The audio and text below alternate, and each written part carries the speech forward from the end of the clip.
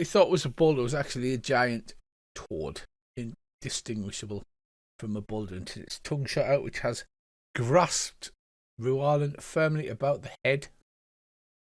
And it's time to do something about it. Kian goes first.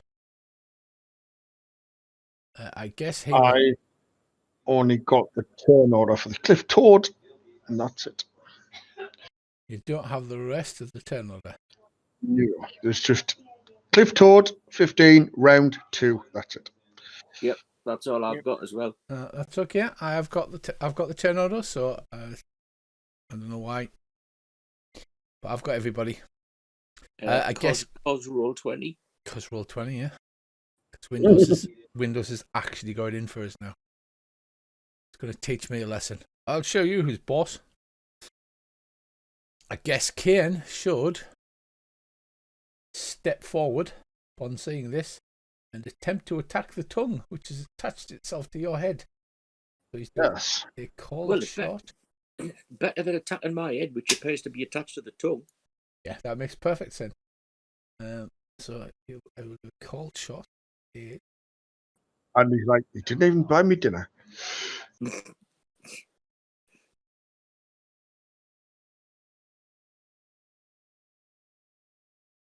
Yep. 600 would have been one hell of a tongue kiss. Striding forward, he lashes out with his broadsword.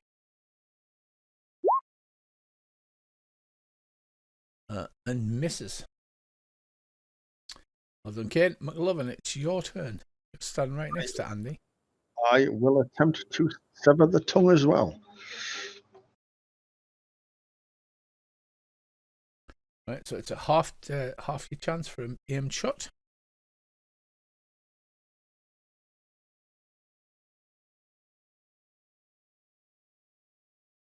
Okay, sheet for a cliff. Nope.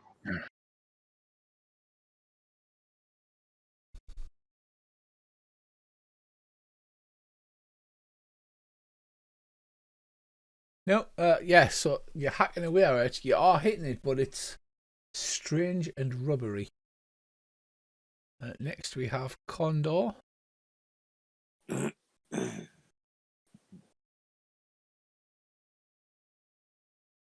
Which is going to fly away as fast as its legs will carry it. Its tail on fire. Rualin, it's your turn. Right. Well, as I am still fairly surprised, I intend to batter at said cane toad, or cave toad, or whatever the bloody hell it is, with my short sword, aiming for the tongue, I think. Oh, hang on, I've clicked the wrong button, sorry.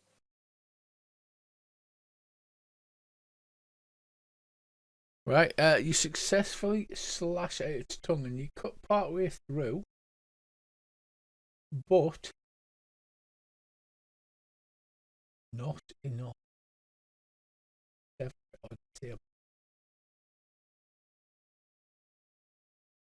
You've cut about a third of the way into it and you feel it shudder in pain. Bobbin will leap forward the bob. And again, Bob. Everybody's trying to break this toad away from you. It's not the character sheet. He's a canny lad, the Bob.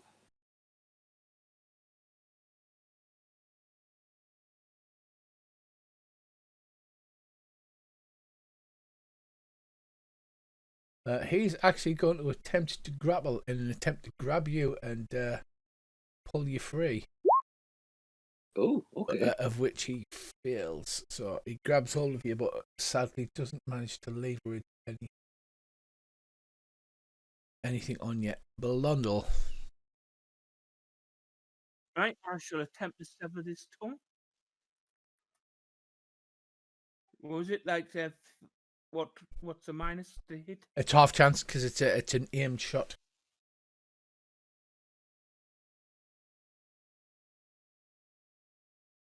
Oops. We're not doing well this time, are we? We're wow. Okay, with one mighty Nice. swing of your broadsword, the tongue is severed, spraying blood and goo all over the four of you. And it ribbits in pain. With a lisp. Yeah, with a lisp. So this thing hops backwards. You see in the centre, let me read the description. There's a wall round the top, partially. You've just clambered over the southern wall. And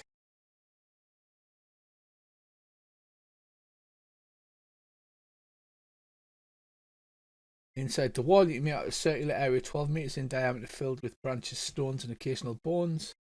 This mountain stands slightly higher than the north portion of the wall. One female condor has remained in this huge nest to defend and care for the eggs, and she is pecking away at another cliff toad.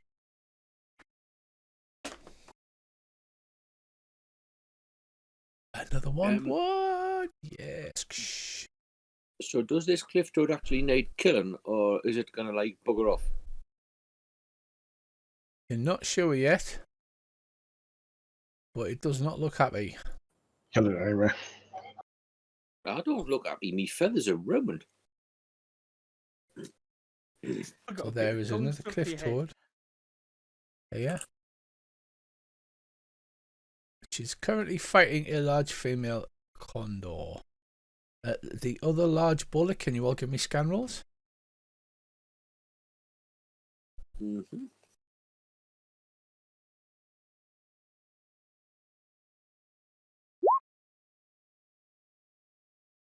Is that the other large boulder that is a boulder? Yeah, that may be or may not be a boulder.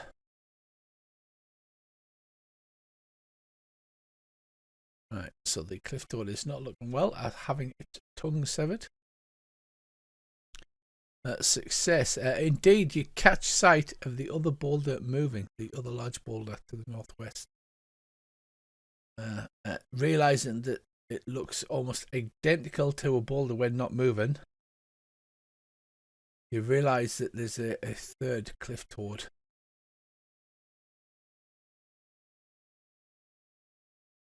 On this bit of rock here.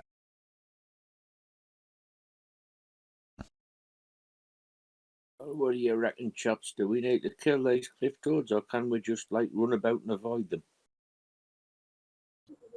Try and stay out of line of sight. It probably won't even bother.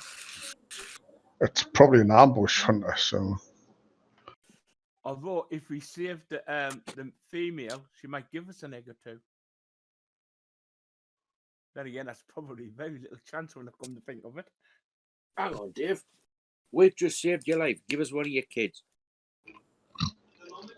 Yeah, that sounds like bollocks to me. Right, Cronin is going to open fire with his bow.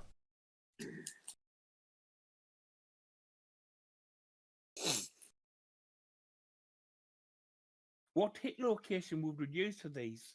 Four-legged. Because 'tis what he does. And he's great with his bow.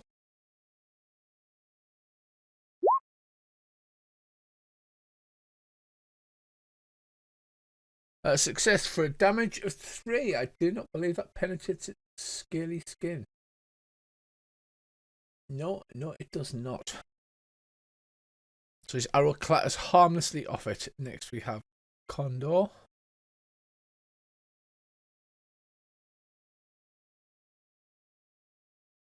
Who is on fire and flies away as fast as he can.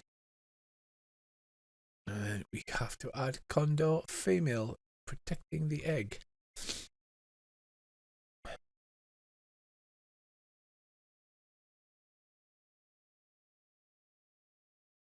So we add that one, and we will add that one.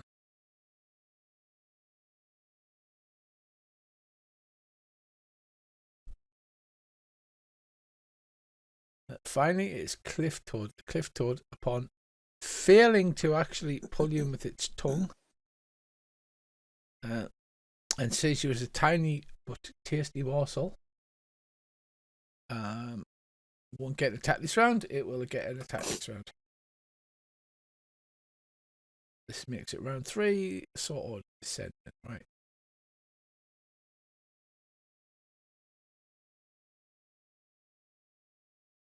First up, we have Condor.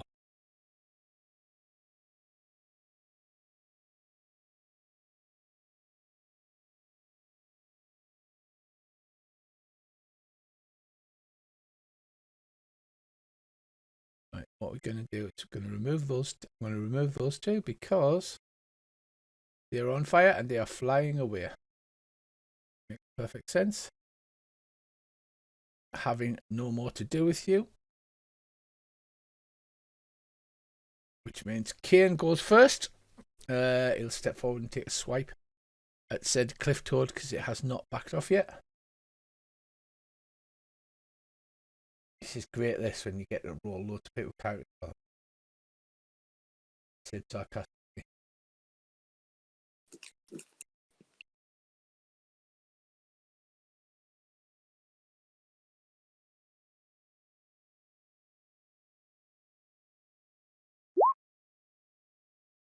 Oh wow! With a 97% chance he misses. Wow. Next up is Cliff Toad 23, who attacks the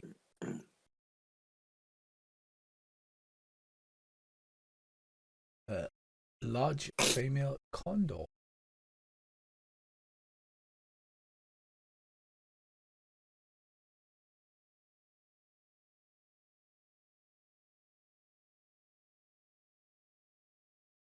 He bites.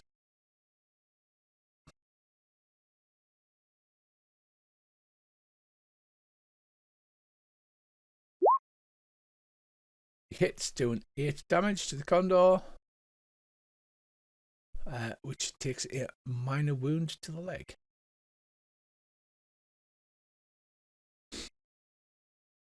Next up, we have Condor.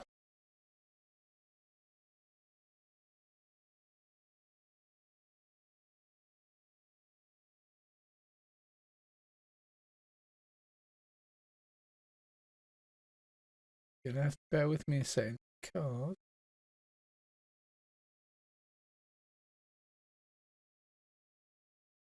we add the combat tracker. He wheels around. He's injured, but not on fire.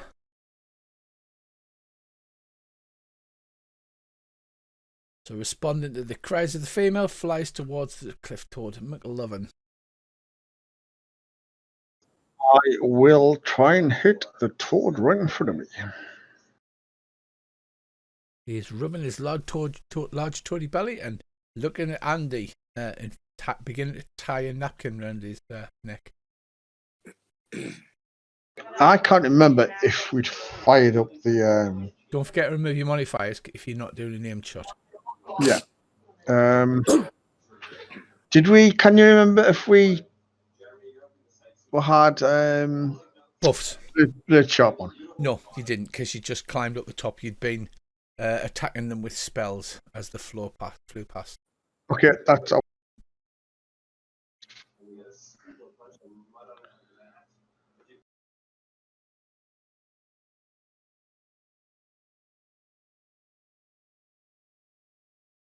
Okay, so you step forward, and what are you attacking with?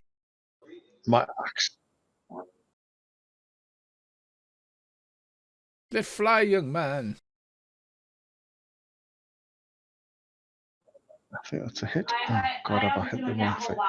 Oh, I'm trying to I've accidentally changed the zoom level, and it's gone all over the place.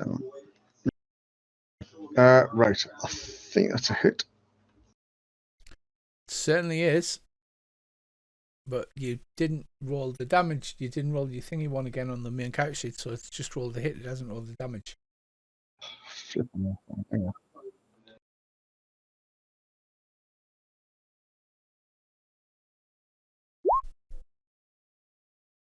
Roll again because you did a hit. I know. I thought I was rolling the damage thing. Hang on.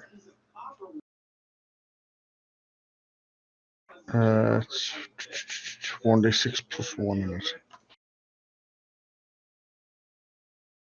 I don't know what you with your axe. Yeah, I think so. So 3, and that bounces off its scaly skin. Scaly rock-like skin. Okay, fair enough. Okay, Bobbin. The Slingermeister. Fires his sling. Of course, beaning it in the head, but sadly does not do enough damage to it. Simply quite well armoured for their... Well, they are size 42, so... They're big and they're heavily armed. Rualin. I think it's time to fire up the fire blade. I think it may be, so hit your spell casting. And I'm really sorry, we only play this once a month. Remind me which bit. It is on the main sheet on the right hand side where it says Spirit Magic. Ah, and right. then it's got Charisma limit and then a little dice next to it. Yes, the little dice. So what? You failed to concentrate enough to... It goes fit, and you fail to fire up the fire blade this turn. Well, can I just bean it with my short sword then? You cannot. You can move half your movement because you were focusing on cast a spell. Oh, right. Well, in that case, I shall move to there, just a bit closer to it, while trying to look ominous and not quite as tasty as it thinks I am. Right. Condor. Condor man. Condor person. I'm Condor man. It's the large female condor who is going to peck at the cliff toad. Am I on your combat tracker? You are. Right.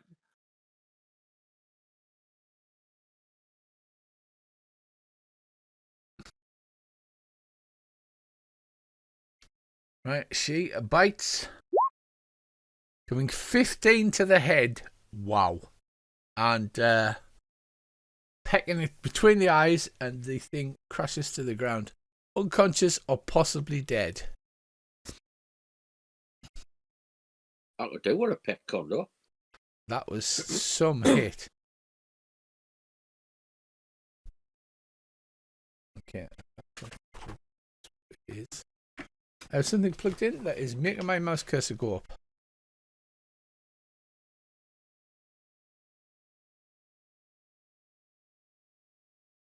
Yes. So. Those windows. Yeah. Cliff Toad crashes to the ground unconscious. She then squawks defiantly at everybody. Cronan will fire his bow. Sadly, bows and spears are rubbish unless you get an impale like that. He does 8 damage to the hindquarters. Actually, that may not get through. Shoots it up the arse. He does, but it bounces off. They have rock-like skin in more ways than one. So yeah, that would have been the impale. He shoots it, but it has little effect. Blondel. Right, I shall move.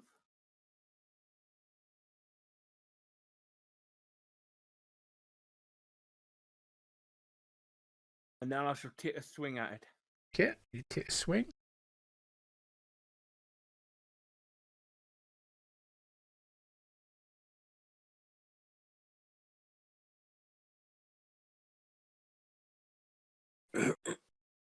You miss. Blondel, man, what are you doing? It's cliff towards time. He snaps out Andy, and his mouth gapes wide. Goes for the sword.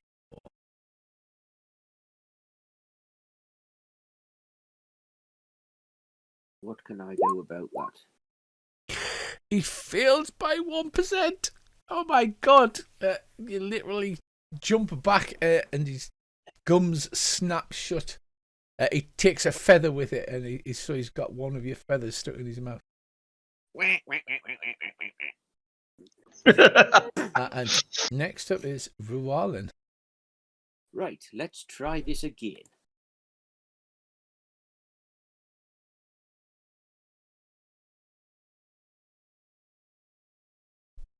Right. That's better. Woof, your sword bursts into flames. Oh, hang on a minute while I just knock 4 points, 3 points off. 4 points off, 4 points off. I think it's 4 points, yeah. Ah, it is.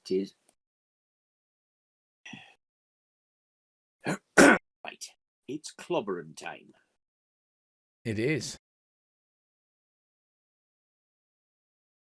9 on the hindquarters does go through. Stick my flaming sword right up his ring But only a little bit. Only a little bit, yes. Only a little bit. Okay, that is round 4. And I'm going to resort them. Okay, we've got Condor again. Who flies in?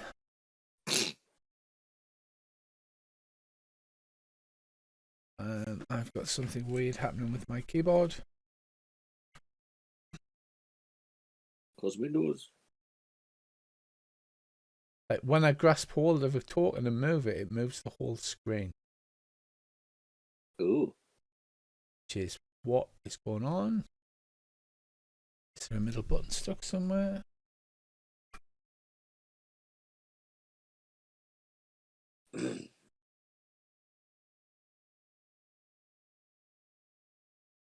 Yeah.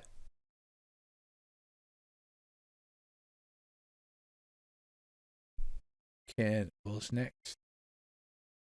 Yeah, I'm getting weird stuff happening. I'm having to move things with the arrow keys. So I'll go, did we miss anything? No, basically the players all stood about while I rolled loads of dice against myself. It was awesome. 12 in the left leg. Yeah, of course that hits. It's looking in a bad way. It looks like it's going to attempt to hop off McLovin.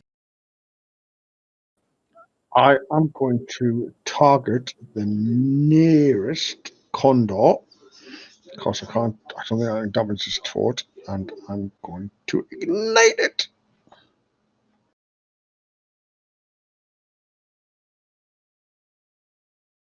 Oh dear, outside, never mind. Go on then. You need to make your casting roll first, and then you need to do a power v power.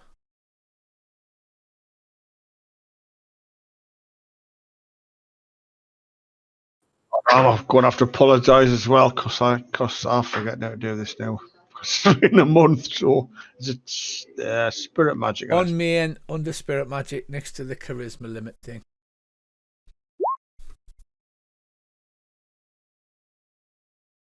Yeah, that's a success. Just roll a D100. What is your power? 16. Okay, roll it. Just a D100. And 84. You do not overcome its power, and it does not catch fire. Damn. It resists it. Like bugger off. Cliff Toad, unconscious on the floor with its head being pecked in. Rualin. Right. I think we may just have a go at baiting this toad again. It knocks the magic point thing off, doesn't it? It does, yes, because you successfully cast it. It just resisted. There we go. 11 on the leg. Yeah, that goes through all right. It's bleeding all over the place, and it looks like it's trying to get away. A Bourbon does the sling thing.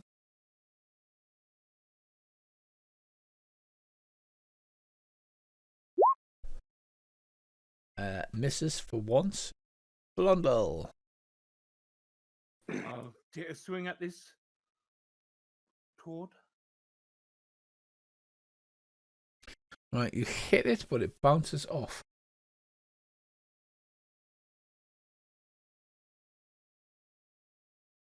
Very good. Croden fires his bow at the nearest condor as they are veering back in now from the screams of the female and are veering towards you since it's bashed the head of the other one in.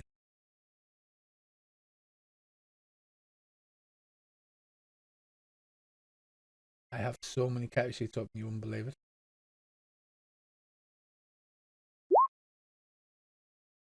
He misses. He rolls a 98 and misses. Wow. Okay. Condor. Female condor, she will not move. This one will, however. Move rate of 8. 1, 2, 3, 4, 5, 6, 7, 8. Comes swooping in. Going for many targets, but it can't quite reach you this turn. Cliff Toad attempts to hop away. He thinks so, does he? He does, yes. He has a move of 8 as well. So he will go this away. 1, 2, 3, 4, 5, 6, 7, 8. End of round. Condor 27 comes swooping in. When these condors come swooping in, are they close enough to hit with melee weapons? Yes. Right. That one comes in and bites at Kane.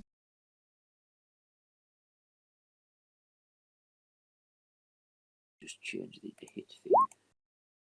Missing and claws at Kane. Missing. Exciting round. It's Kane's turn. I guess he will strike back at it. Because, apparently 97% is not enough to hit things in our game.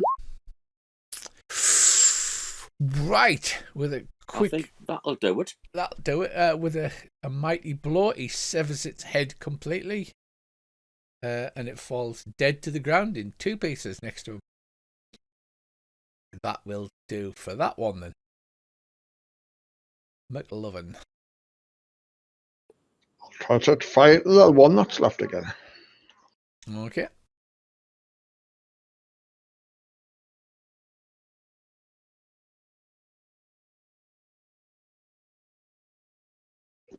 And then it's the one who's in it. Yeah. Right, that it does overcome its power. And do you set its wings afire or? I set its tail feathers on fire so it can glide away if it wants to. I mean, they're all pretty important. But yeah, it squawks in panic and flies away. Cliff Toad 23, head bashed in, bleeding out. Rualin. Right. I run forward.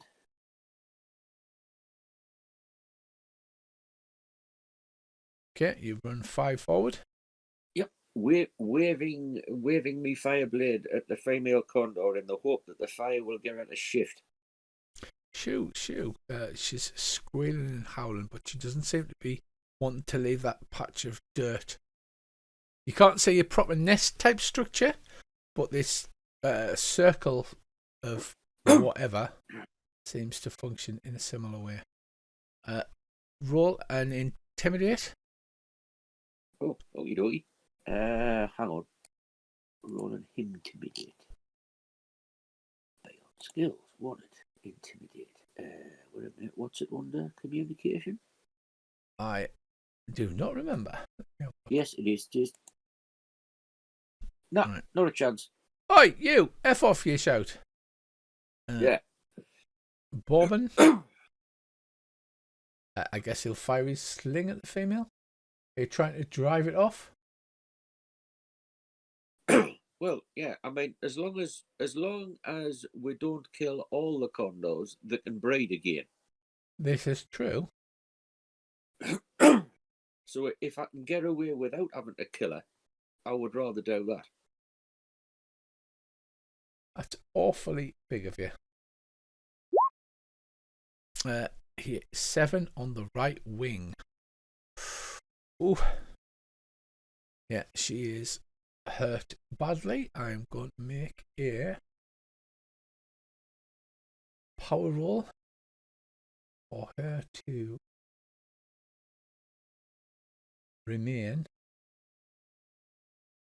She is defending this area, but she is getting the shit lashed out back. So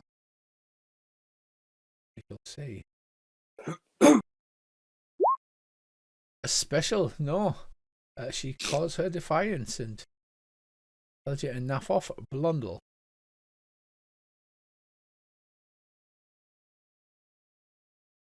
All right, I shall move.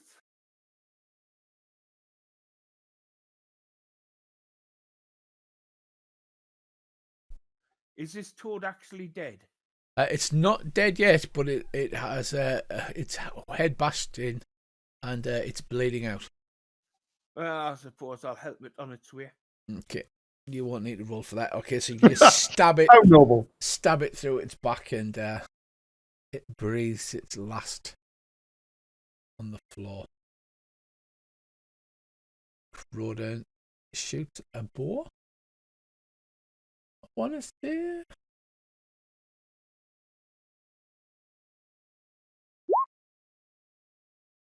Doing 9 damage again, hurting the cliff toad a little more. Condor lady is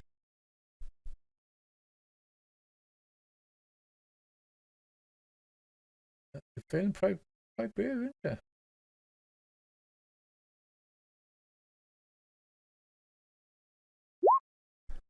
Another special, yeah.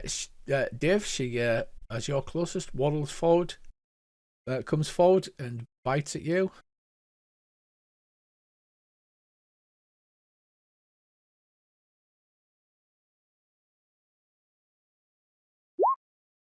And fails astronomically well. Okay, she can't claw because she's on the ground. Fleeing condor, 1, 2, 3, 4, 5, 7, 8. On fire condor, cliff toad, hopping away as fast as his warty little legs will carry him. 4, 5, 6, 7. He goes over the top of the wall. Round 6. That is dead condor that Kane lopped his head off. Kane goes first. Runs forward to defend Blundell. Clifford 23 is now dead because Blundell has stabbed him in the back. McLovin.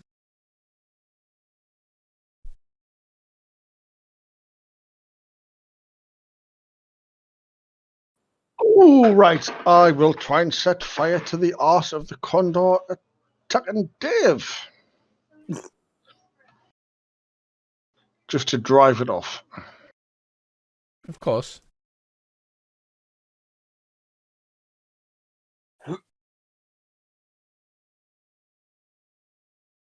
You succeed in casting, then you need to make a D100 roll to overcome its power, which you do, and that also catches fire.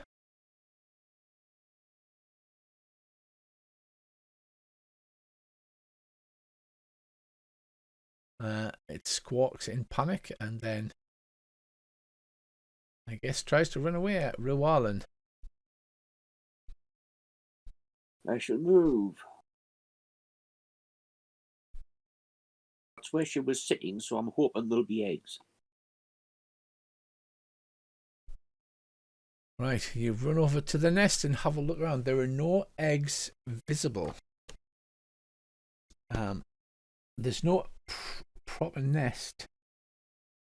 Well, keeping the fire blade lit, I shall dig with me other hand. Because of the fierce winds, it looks like the eggs may be buried in the sand. Yeah. Because you're on top of a 300-meter high. So I'll sort of squat. I'll squat down a bit. I shall keep the fire blade lit, and I'll dig in the sand with me other hand. Wing, hand, thing, appendage. Yes, your feathery appendage. Sling.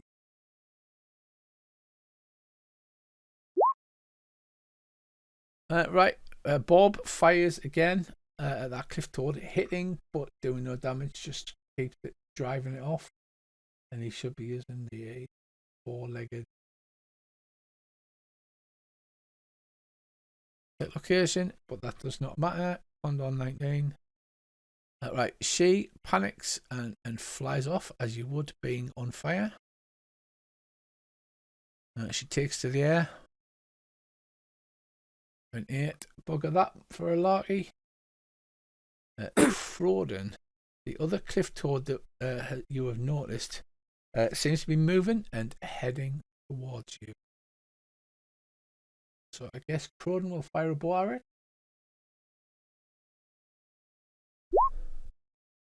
Which bounces off. Oh, that cliff toad. Rolondel. I shall move up to Andy to defend him against this toad. Okay. Right, there we go. And can I cast Blade Sharp? You can. Roll your magic-y thing.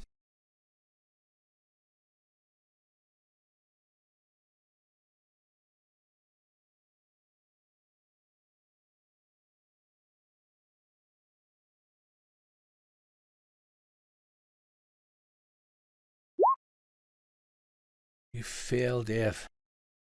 You don't channel the spirits. Shocking, Dave.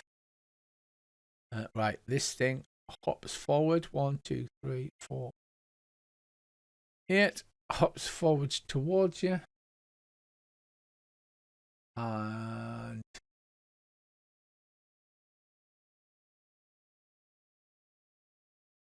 what's the range on that? Oh, range 36. So yeah, the tongue lashes out, and unfortunately, Andy, you're the smallest one again, so it goes for you. Right. And it whistles over your head, and then is retracted with a sort of glop noise back into the toad's mouth. Condor, that'll be. I'm flying away because I'm on fire. Yes, I thought you would.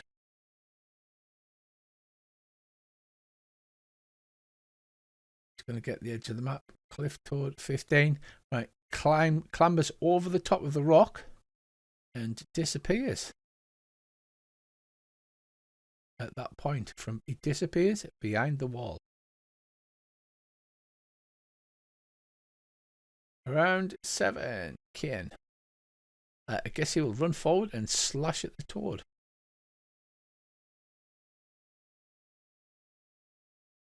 I notice how it takes me a lot less time to decide what to do than it does you lot. I should just play all of the characters and you should sit and listen to it. Things would go much quicker.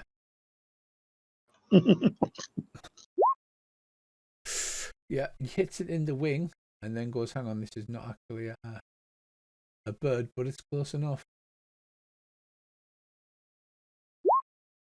Left hind leg for 13 damage. Yeah, that's going to get through. Takes a big chunk out of the back of its leg. Metal oven.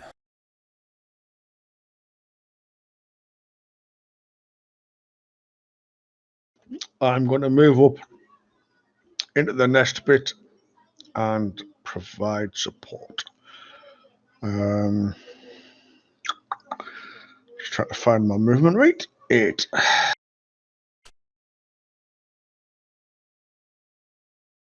I'll move up to there. Okay. And are you casting anything or do anything? I'm just moving up. Okay, dokie. Rualin. Right, I shall move up to there and clip that toad round the air with a fire blade. It seems only fair.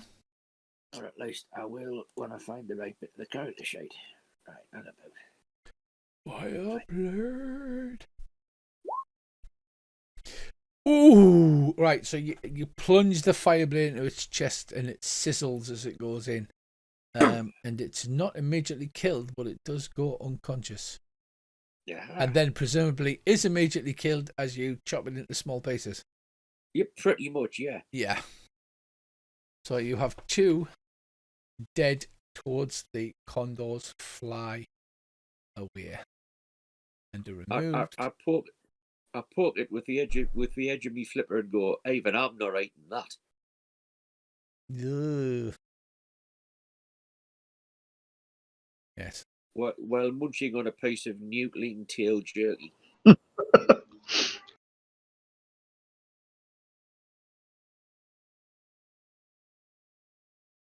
Right. So, having cleared the top, you look about. The condors that survive but are on fire trail smoke off into the distance, cawing and screaming loudly. Right. We need Well, to find these. there should be a little indentation in the sand that I've started excavating. Yeah. So, what I need you to do is those searching, make a search roll.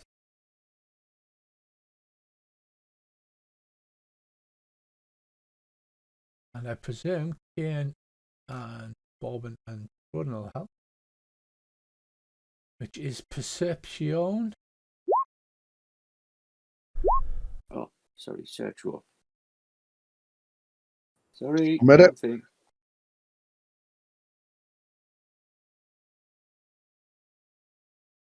Hang on. My mistake. Perception search. Kill the cliff Nah, can't say shit. Might need that one. Right, so who's had a roll? Ian Bowman and right. So first round only MC Lovin's made one so far. How many eggs do we need? At You least three. need, I believe, 3 or 4. Right. Right. Digging around carefully. Everybody spreads out around this indentation. And McLovin digs up a nest. The nest is basically a shallow depression filled in with sand and things like that to protect it from the wind, and inside he finds an egg.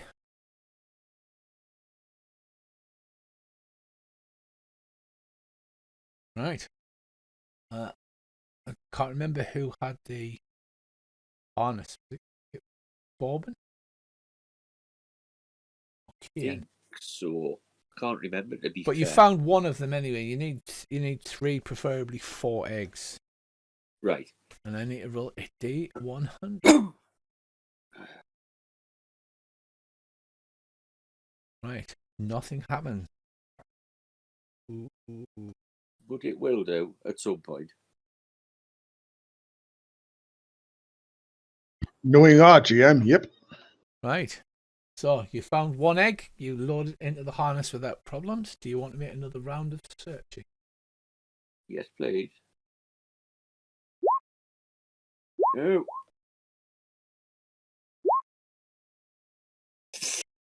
Oh, so close.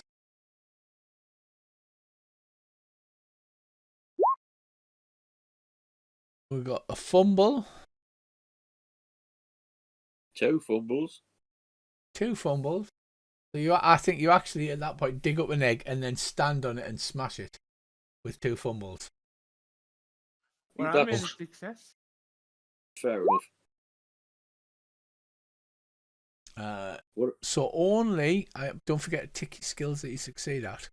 Blondel has succeeded and found a nest. What about Bourbon?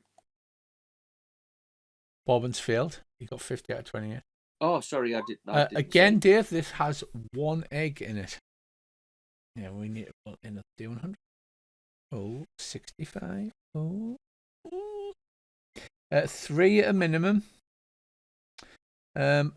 Or 4 at a maximum. You've got 2. I'm putting it in the harness. Okay. Well, we'd better have another round of searching, I think. Another round of searching.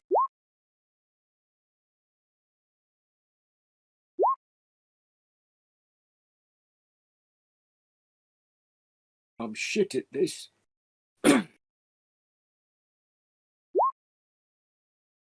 Cronin has actually succeeded at search. And he's found a nest containing 2 eggs. Ooh, lucky. Awesome. Is that the 4 we need? That the harness can only hold 4, so Yeah. Yeah, but if that's the 4 we need, let's get as the shepherd said, we shape. Let's get the fuck out of here. Yeah. I suggest first we take the bits of broken egg and put it in the mouths of these 2 toads. So good thinking. If anything comes along, that's the toads. Very good thinking, Dave. Right. One last D100 roll then, chaps. Let's see what happens here. So you gather the eggs up and you prepare to leave, and nothing happens. So we run like hell. Yeah, so you run like hell, go back to the ropes and clamber down. So all we need is 1 climbing roll from each of you that isn't fumble. Yeah. It's easier going down than getting up. So Bobbin goes first because he's main climber. Yep. He's also the best climber. Wow, critical look here. So hanging upside down by his prehensile feet, he runs down the rope. And so all we need is a bunch of non-fumbles from you guys. Well, it's not a fumble. A special Blondel rappels down the rope. I wish I could do that. Right, the Scarlet King does not make an appearance this time. The holy what?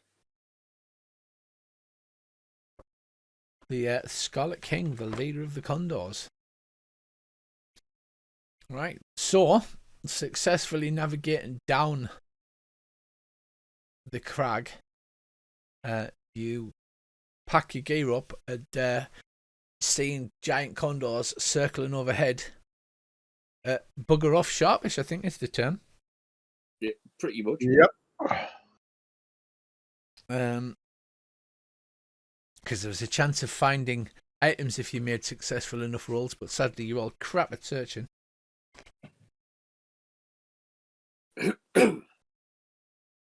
Right, so you head back to the fort. You managed to get there without further incident. Let me stick the party upon the map. Still can't remember why we needed the eggs. I didn't tell you. He told you it was for a special mission. Oh, right. Yes, he said basically he needed eggs. Probably for his breakfast. Yes, I'm having a special breakfast. They're like the size of ostrich eggs, so you're going to get some pretty good eating out of these, Andy. Andy's like, you only needed 3. I don't suppose there's a spare. That's one hell of an omelette. Right, the journey home passes without danger as you meet the Newtlands further over by the river, and they row you back. You're met by the Duke and Jezra and Durali the priest. They see you come in and seem excited to see the bulging harness that you have with you. I'm not sure who's wearing it. My friends, he says, it's good to see that you were successful. My lord, can I ask a nosy question? Or in my case, a beaky question? Of course, my trusted warrior. What can it be? What do you want the eggs for? He says, that is for the next mission, the And he says, I'll debrief you properly. Please come aboard. Take wine with us. Wine? Why didn't you say so? Durali says, my lord, I should take them to the shrine immediately to determine if they are fertile in the sexes. And he says, of course, Durali. Please hand the honours carefully to Durali.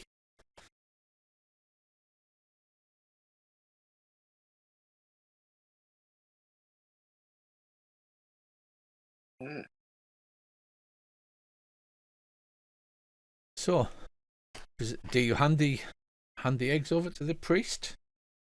I presume so. Yeah, he disappears. He disappears off to the shrine. The Duke says, please, come forth and I'll debrief you inside the fort. I have somebody here for you to meet. And as you head through the fort, you notice in the stables, the fort stable hands can be seen unpacking about half a dozen mule and horses. Sorry, zebras. In another area, perhaps 20 men, women, men, and children are cooking along the open fires. They look like new arrivals. It appears that these are the first settlers come to claim the free farmlands that the Duke's handing out. And with that, he leads you into the fort and bids the servant bring the second best wine.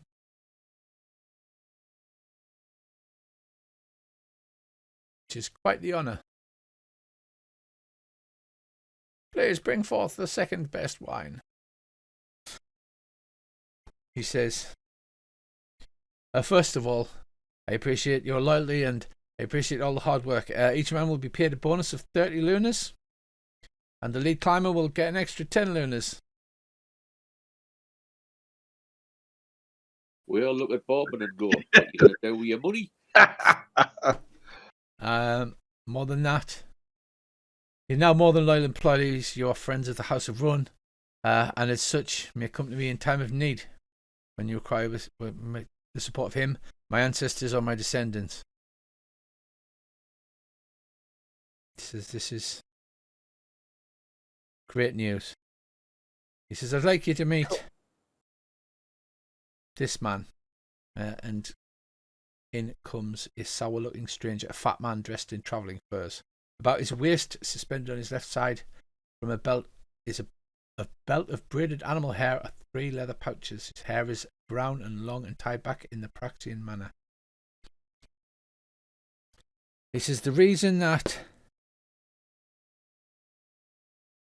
I needed the eggs is I have an important mission for the House of Run.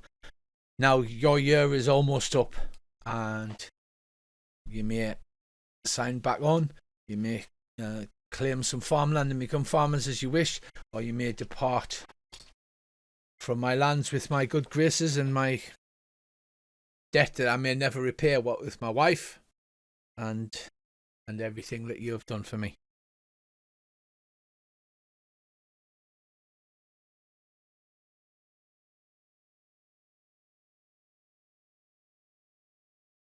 He says, this is Beatus Sharp Dealer.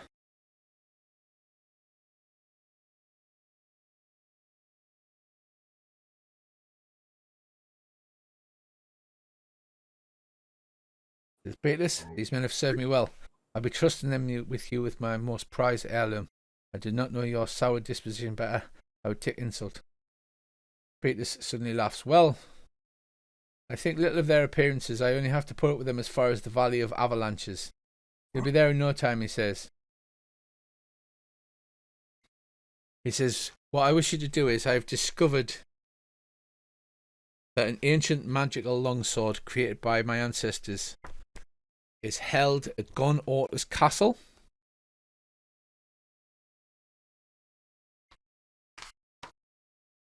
And I trust nobody else to go and retrieve such a valuable heirloom. He says there are the eggs. It's a trade for this, although it may take additional items.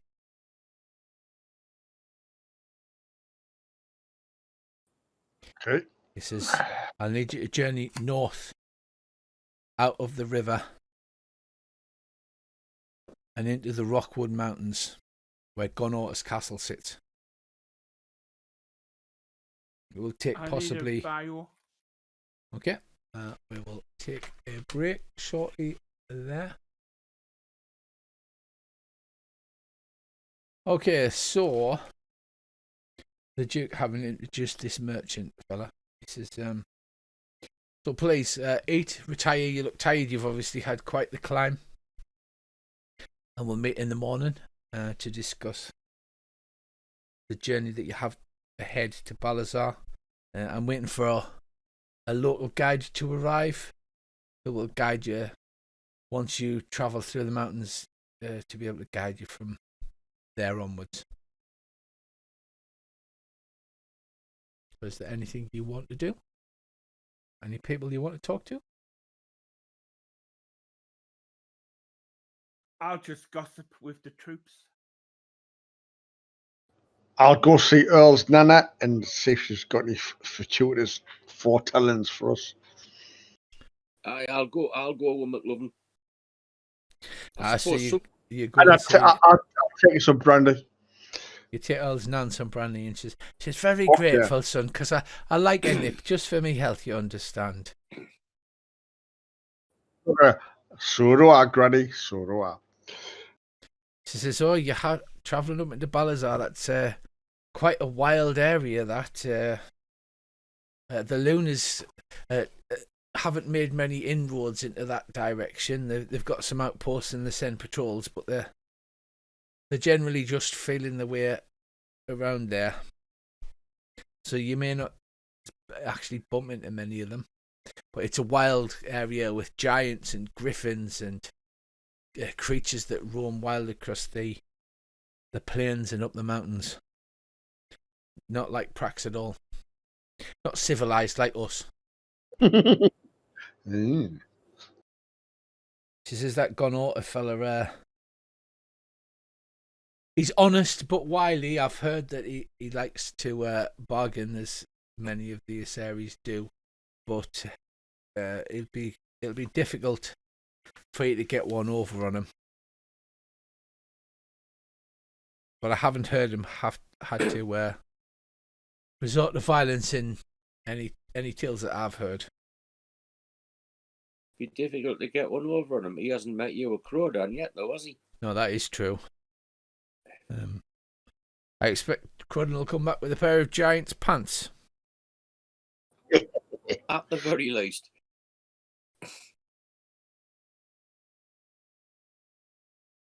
Other than that, lads, I've made some hearty stew. I've left the entrails in for you, so Ooh, lovely, Nana. Thanks. that'll get you going on a full belly if you're travelling up into Balthasar. It'll put feathers on me chest, that will. It'll put feathers everywhere, and that's on McLovin. We're off tomorrow, Granny. Can you do us some pack-ups? We'll like your food. I'll scrape together some pat lunches for you. Oh, lovely. Cheers. There's some brandy for you.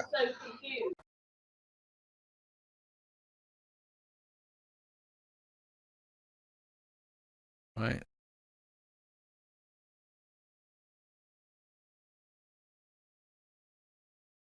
So, It's gone quiet, hasn't it? what do you mean it's gone quiet? Just me, you mean? It's only me and you talking. That's okay. Andy, Bruce, are you there? Yep. Uh-huh. Yeah. They're just listening, Dave. So you We're gossip lurking in the with the background. troops, but you don't seem to find anything else out that would be beneficial to you.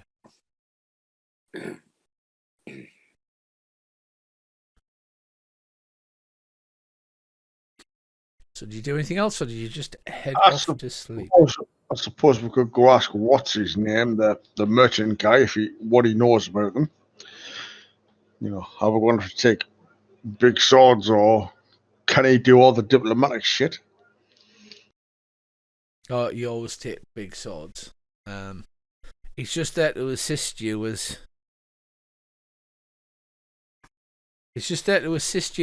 you are the main representatives of the Duke's house in Fulcher Country. Right. Okay. Yeah, so strangely enough, the player characters will be the ones in the forefront. Lovely. Well, I guess it's time for a big bowl of naan stew, a flagon of wine, and an early night. Aye, seems likely. Is Shash, are you doing anything different? Nah, I'll Blondel? just join the lads. So the soldiers are like, oh, if I were you, Blondel, what I would do is I'd carry plenty of food and I'd get sleep where you could. Where you're going.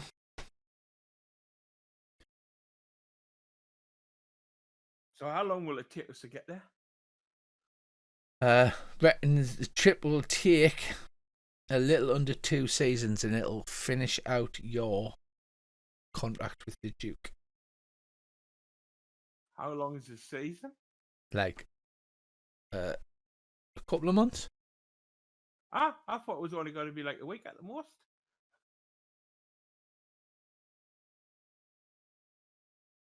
Blimey, it's a long job. It's a long job, it is, yeah.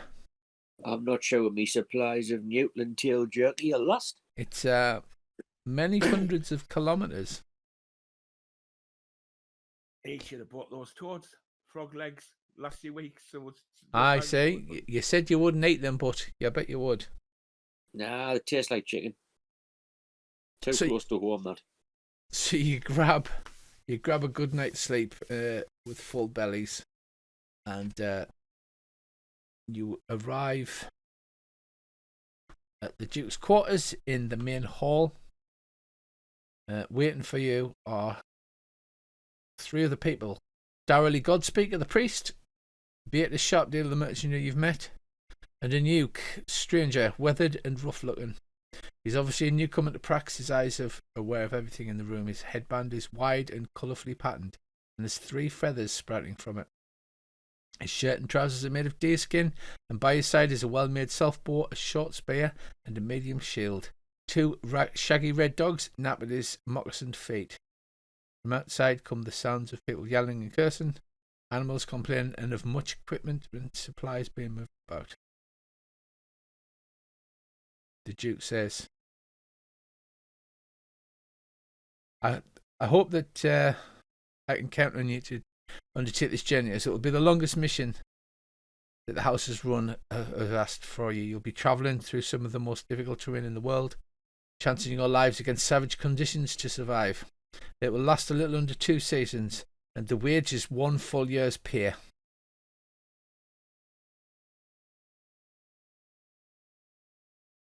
Huzzah! Huzzah indeed. Huzzah indeed. Full year's pay. Well, It says if you decide not to undertake this journey, I fully honour that decision. You may leave my service without any ill will, for I know that it is long and dangerous.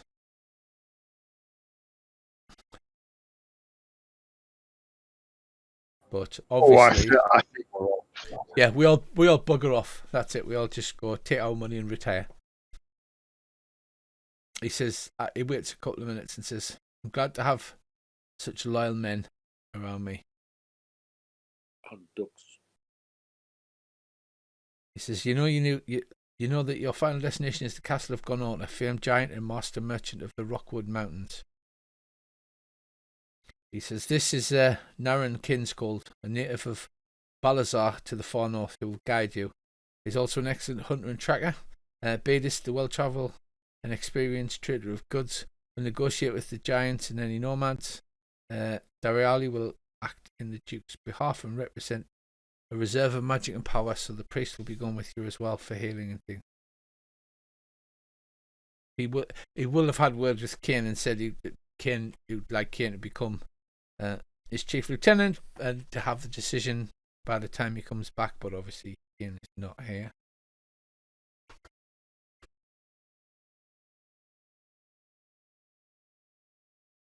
He says the problem is it's going to be a long and difficult journey.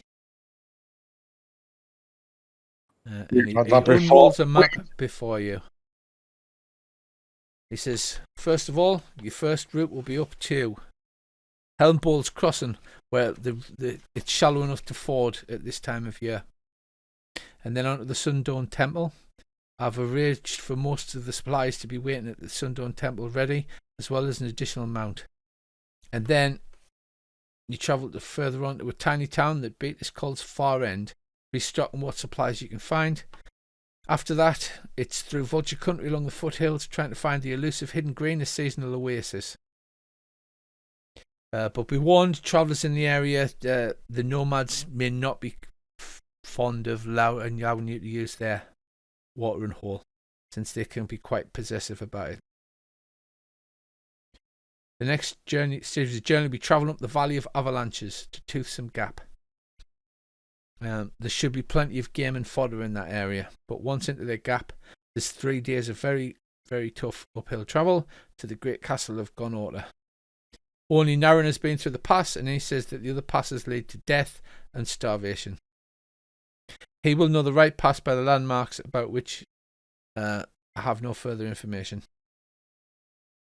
But as you bent over this crude but finely drawn map, he says now the real problem is the food is going to be a problem. He says you're going to be under rationed, and if I send enough feed to feed the expedition in a reasonable escort, I would need to send 90 horses and thousands of kilos of grain, which is such a slow caravan. The eggs would hatch long before they got even close to Gonorta. So you need to move as swiftly and safely as possible and pick up supplies on the way. So it's going to be minimum manning sort of thing. Yeah. Each of you will have one zebra, which you already own, plus an extra zebra to carry extra food. The food will last 11 days for each person and your 2 mounts. The horses will be able to forage for food at the end of each day, meaning the actual riding time per day must be about 6 to 7 hours.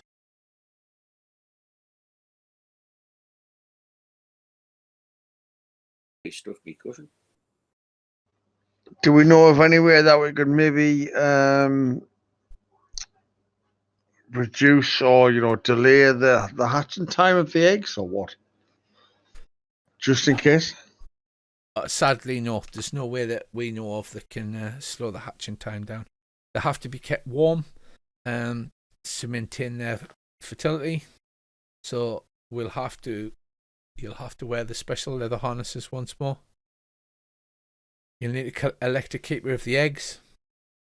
You need to constantly wear the container and warm it with their body heat. Why is everybody looking at me?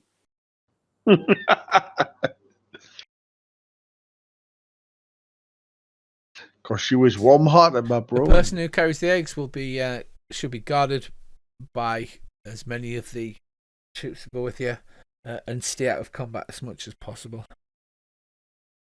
I'll do it. Darali says, I'm willing to carry the eggs if any of the mercenaries are unwilling or unable to carry them.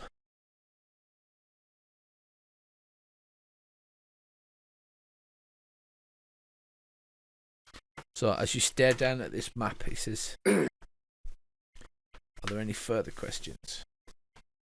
Far End, is that the place that's known by the locals as Arse End?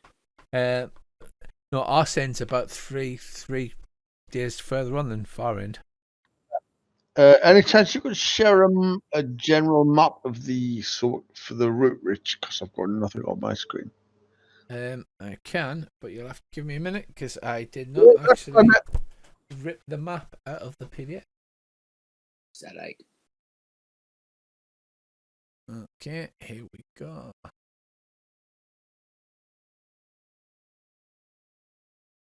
Yeah, can you see? Yes. Right, hang on. Yeah.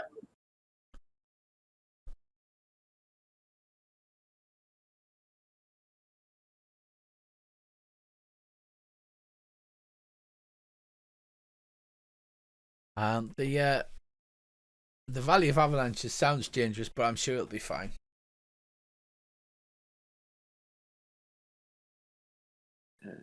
Yeah, I'm sure there's a valley if you're going to get your nuts cut off as well, and that'll be fine.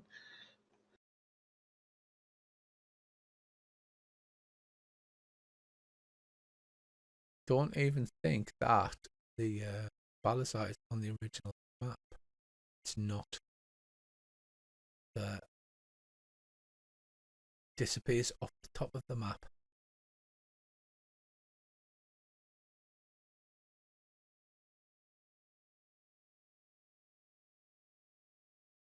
So I recognises that food and water water won't be such a problem initially because you'll be following the path of the stream, but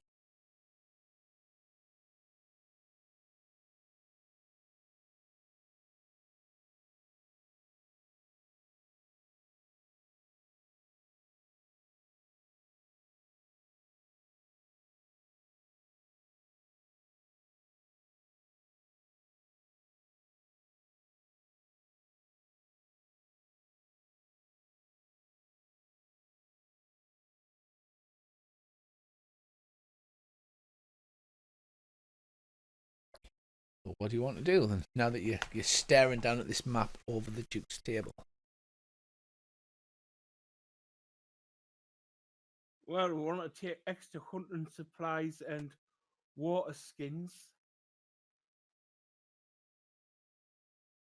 Oh yes, he will. He's not me being skimpy on it. He's loading you up with as much as he can actually afford for you to carry.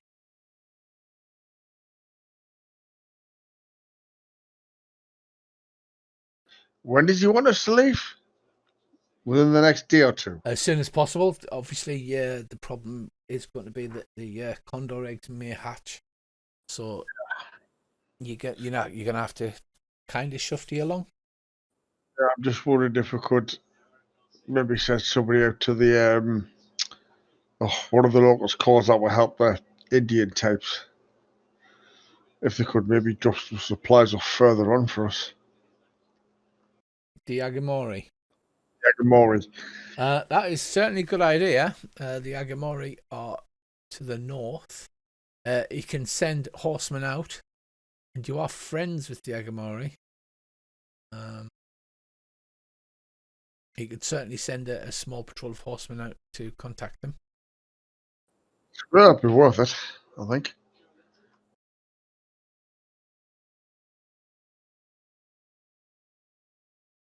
So I'll show you the map there. If you see the, because you'll be moving quite slow. The Agamori are in charge of the northwestern part of the upper plains, so they could certainly send somebody up the White Cut and get the Agamori to drop some rations off further up. Where would you like them to tell you to rendezvous? Oh, God, that's a question.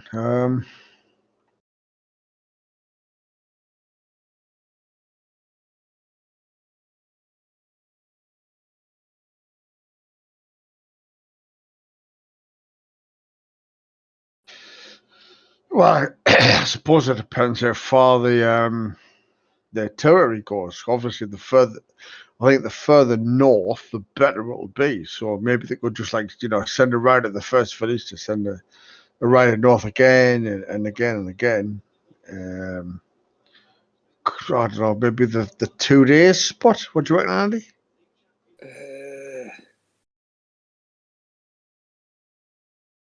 Yeah, that looks all right to me.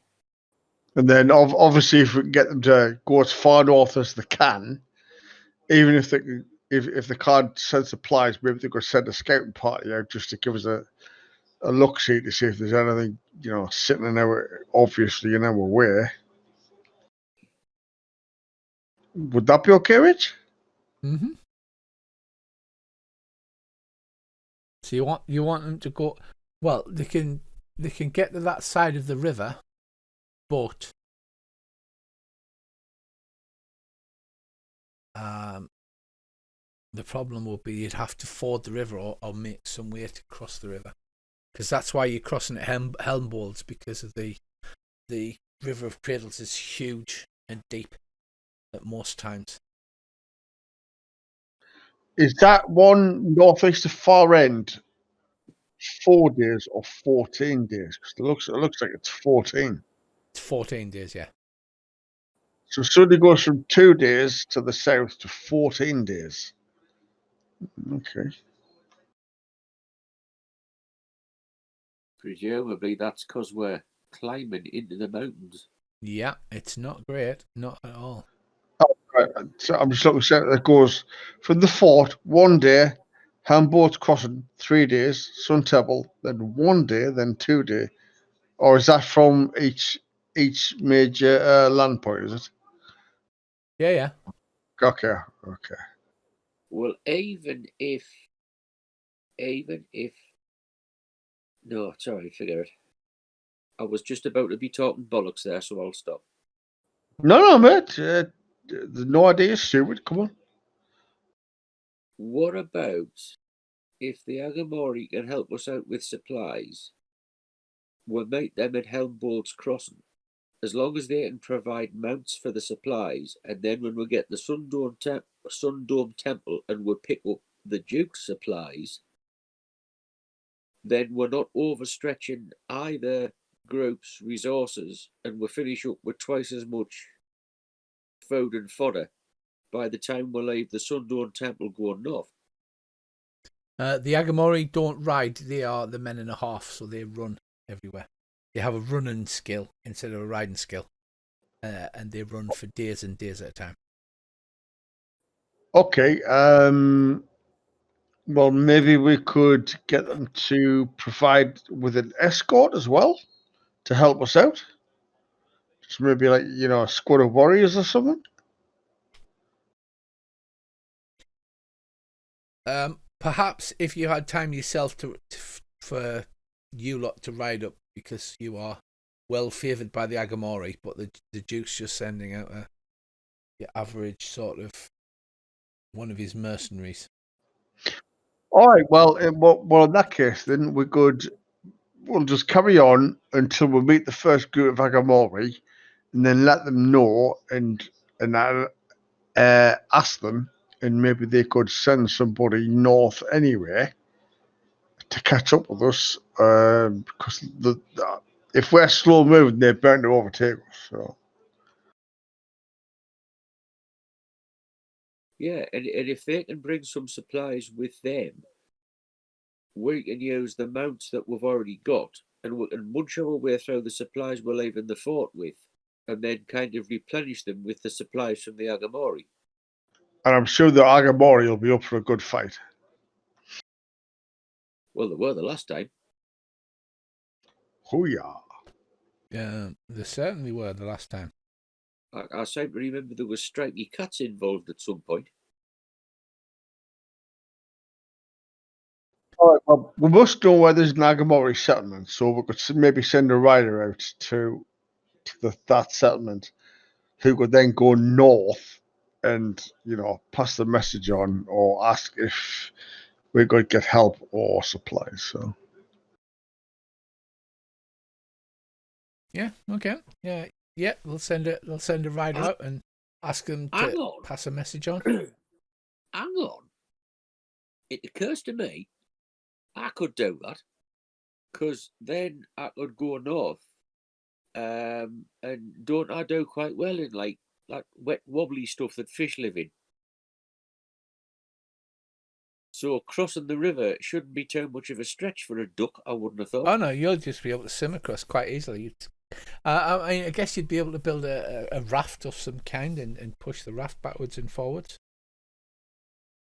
Aye, so I could go and say the Agamori, and hopefully be able to convince them to give us a hand with supplies and or warriors, and then me with them head north and work out where we're going to meet you, and then I'll just paddle across the river. If we've got enough rope and a raft, it shouldn't be difficult to load the raft up and then have the other side pull it across. No, that shouldn't be difficult at all. So where were you planning on meeting them at the 2-day mark then, or? Hang on. Wait a minute. Oh, what the 2-day mark, sort of north of the Sun Dome Temple.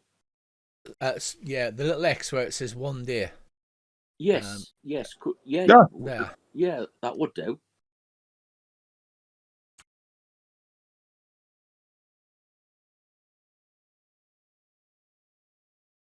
Or we could always ask Crawdon to go, and then do the sort of exactly the same thing, but he has got the gift of the gab, has he not? Well, he likes to And think he has. And when we meet up, I can still do the paddling across the river to bring supplies across. But if you want me to go, I'll go. That's fine. If you want somebody else to go, that's fine also. I'll do as I'm told.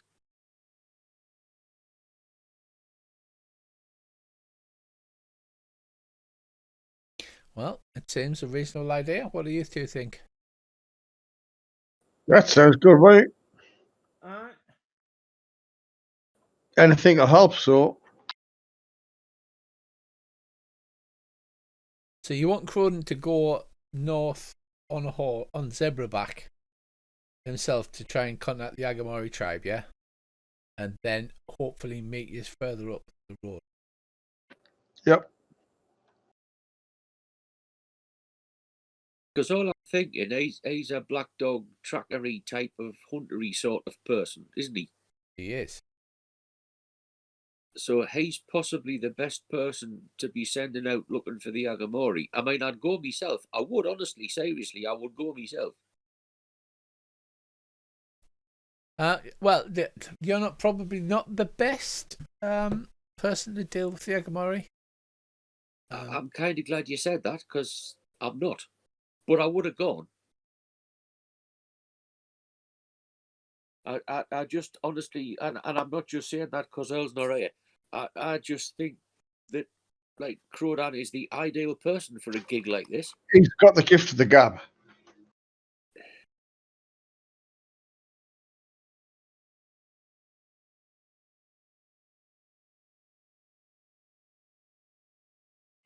So is it me? If you look at the travel line, you've got a dotted line, and the number of dots must be where you travel to and then camp on one of the dots.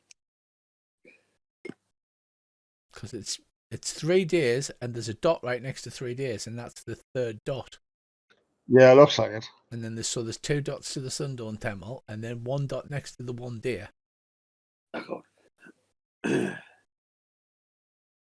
That's probably the standard distance travelled with the caravan sort of thing. Yeah. So. The only slight flaw in that plan is from Helm Boats crossing to the Sundawn Temple, it says 3 days and there's 5 dots. No, well, it'll be 3 days, and then it'll be another 2 days to Sundawn Temple. Let me just check I actually have the exact distances in kilometers here.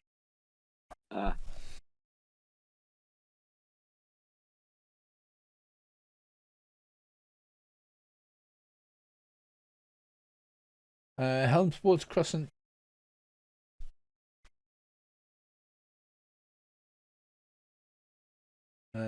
Fording the river upriver to the Sundawn Temple, 72 kilometers, which is 3 days. So no, that can't be 3 days because that doesn't make any sense, does it?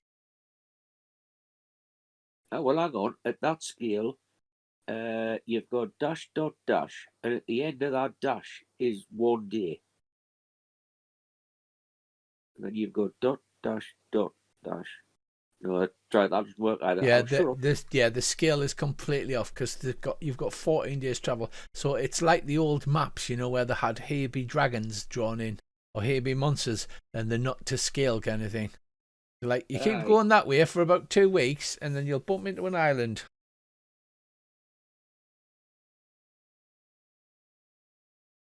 Well, I mean, surely it's hard to get lost. You just keep the river on your left-hand side and keep going. Yeah, well, you're definitely not gonna get lost. And you have a guide once you get into Hidden Green.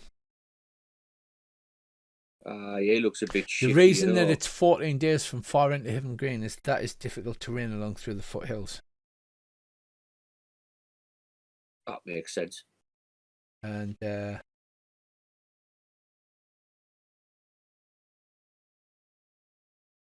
so, are there any further preparations now that we've sorted out the route? I shall go and restuff me cushion. It's going to be a long trip, this one. Lots of arrows. Yes. Yeah, get lots of arrows and Lots of arrows. Lots of sharpening stones. lots of padding. You get to keep that climbing rope for this mission. In case we have to do Uh, some climbing. Yeah, you can keep the climbing rope. You are Hang on. the trusted of the House of Ruan. So Going into the mountains, some warm clothing. yeah, that makes perfect sense. Oh, that's big. Spare pair of boots and socks in case you get wet. Yes. Right, Hang yeah, on. all of that sort of stuff. Spare clothing, etc. That's fine. Tents. Insulated tents. Do they have they invented sleeping bags? Yes. They will have, yes. If this is vaguely sort of this is Bronze Age, isn't it? Yeah, Bronze Age sleeping bags. They'll just have bronze slippers. So there we have the party at the fort. Because even though this is strictly Bronze Age, I wouldn't have thought it would be beyond the bounds of possibility for somebody who spends a lot of their time out and about adventuring to come up with the following idea. You get 3 rectangles of canvas and you sew them together so that you can put a blanket, if you like, in the top bit and sleep in it, and then between the bottom 2 layers you can stuff them with dry grass to make a mattress.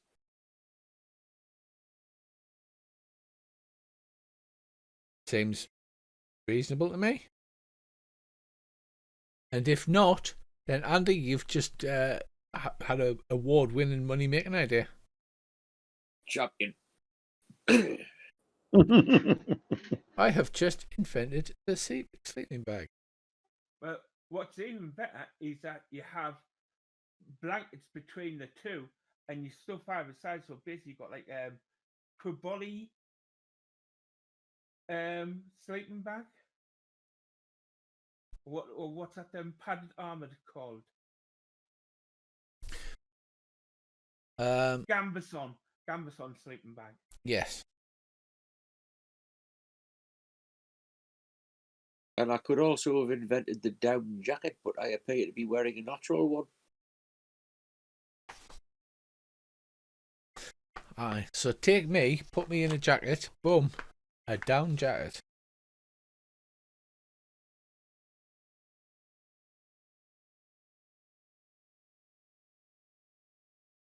Right. So I believe. Good at the maps, yes. They're not very accurate. They're Um, certainly not the scale.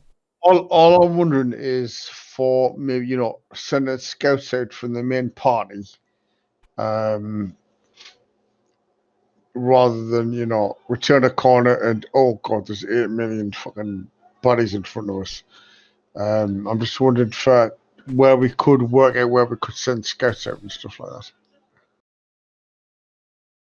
That is completely up to you. I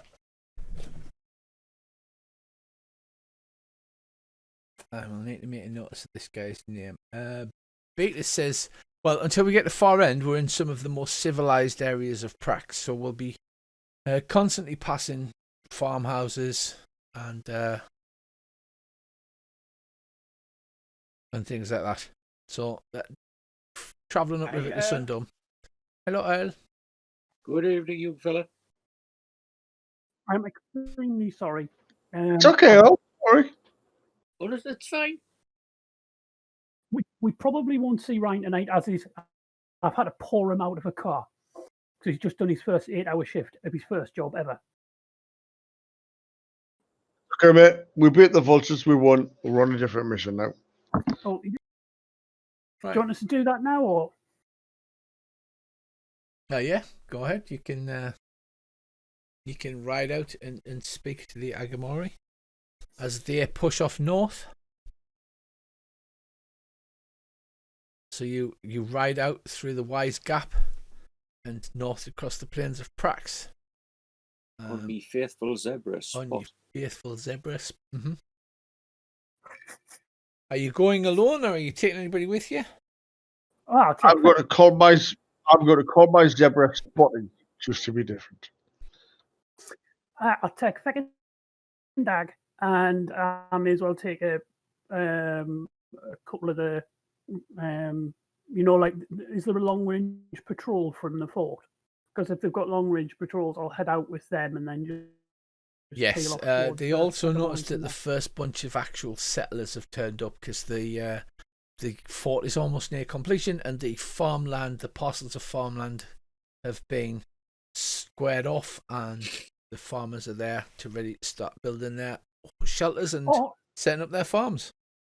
I'll help with the lunar fertility rites. I'm sure you will. Right, so as I'll write out into the riddle, let me have some D100 rolls. I'll wave me little feathery wing and turn me zebra north. Yeah, so there's a bunch of carts and zebras leave the fort to the north. Earl waves you off and head off.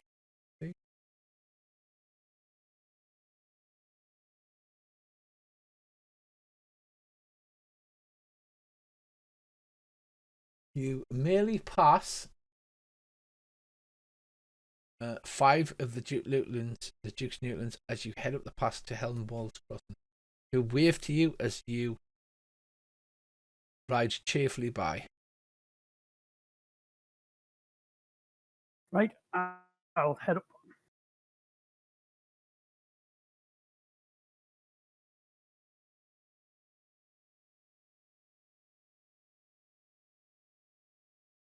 Right, Earl. You head off to the northwest and head towards the Agamori village, and you have a quiet ride. You head out with the long range patrol and then peel off once you get close enough and head into the village. And they greet you, Croran, Duke's friend. It is good to see you again. Hello, lads, how are you doing? Come, sit with us, So- eat, drink. I will bring. I assume that I brought proper gifts. Yeah. I have small pictures that repeat. Oh, gifts. Gifts. That wasn't what I memed. Yeah. Yeah, there's a small exchange of pleasantries, trinkets and arrowheads and that kind of thing as befit them, and you are shown to the chief, who was very fond of you since you ruled in favour of him and not the Morrican. I will clasp his arm and go, my friend. He looks down at you and from these giant heights and says, good to see you again. Where are the others? We are on the deck. Sorry, nearly went Russian there. We're undertaking a very perilous journey for the Duke. He's had an item stolen from him. We're going to return it. But the journey is very long and we will need supplies. And the Duke was wondering if the best supplies were available from the Agamori or elsewhere. And I told him the Agamori are the only people to buy supplies from. I've totally lost my accent, so I'm going to stop. I would like to buy some of your preserved meats and anything that would be sufficient for a long overland journey. And I would also need help getting it to a rendezvous about 3 days from here. He says, yes, I'd be happy to trade. Have you brought trade goods with you from the Duke, or is he other to go to the fort? I assume I just brought some from the Duke and probably a few things I think they'd like. Like I've got some of Granny's ale that I'll Granny's start ale, giving him during the negotiation. Metal weapons, like armor pieces sized for the Agamoris. Always good trade goods. Salt, always a good thing to trade. Right. They don't tend to bother with like money as such. So you unload your bags and they will happily give you what they can spare food wise, which would be probably a few days' food for the caravan. They won't be able to do anything about the horse fodder though, because obviously they don't ride; they just run. And, he says, "Yes, I will take some of the warriors north. We will take some of the young adolescents. It will be good for them to stretch their legs and learn the lay of the land." I will give 10 coins to whichever of the adolescents can hunt the most meat on the way north. He says, yes, we will make a game of it. It will teach them to be self-sufficient. Also teach them never to take money from a stranger. Yes. And they don't come much stranger than Rualin. Well, that's right. Well, you know what it's like. I'll try the accent. It's just I'm at a loss for the accent tonight. I'll hang about, but I'll sort of do my best to get as much food together as possible. And Sundome Temple grows grain and that, doesn't it? Yeah. Sundome Temple have full agriculture and a good trading post there. But the whole path up to far end is very civilized. They'll be passing farms and things like that. So as long as we get dried food from here, stuff that will last the lean times, we should be able to get fresh stuff on our travel. Okay, that makes sense. Plus, we can hunt on the move, which is also useful. It's true. You can use your hunting skills. Right. So the caravan passes upriver to Helmbold's crossing. It's a very shallow, wide crossing. The river spreads out so that it's easy to take the zebras across. It may not be so easy later on, but for now you're happy, the weather's good, and there's plenty of water and food as you take a pleasant ride across Helm's Fold Crossing.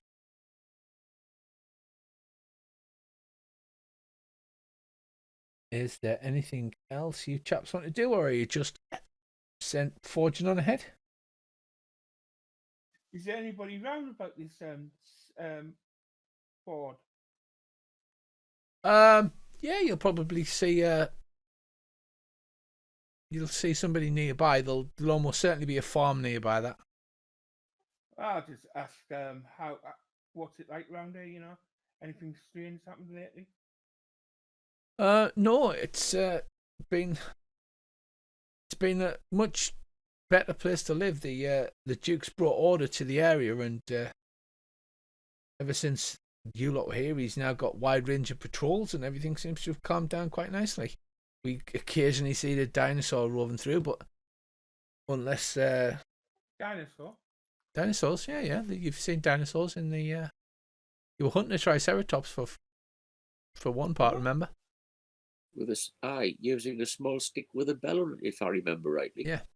You had jangly sticks. What more could you want to hunt dinosaurs? There's one big meat eater. You call him the Grey Tooth, but you haven't seen him this way in quite some time. So it's all been very civilized. Then we turned up. And then you turned up. I'm sure we can break that. Do you want to do anything else there? No. No? Right, because I have to remember stuff like this as well. So you head north for 3 days, and you don't encounter anything dangerous or nasty, as this is the more civilized places that you could be traveling. And this is what you see in the distance as you approach the Sundawn Temple without problems.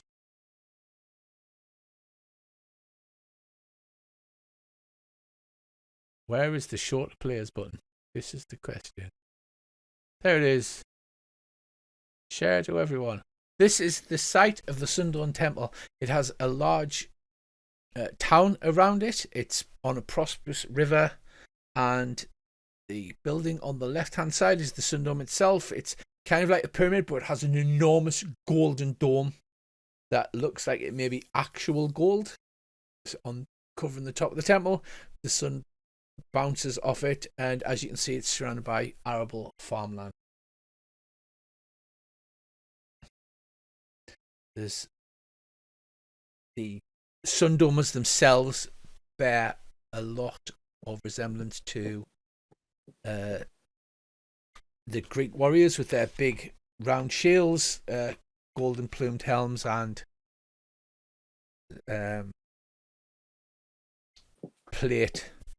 breastplates and legs. The temperature here is rather hot. There are other Sundom temples around. There's famously one in Sata, but it's nowhere near as magnificent as this one.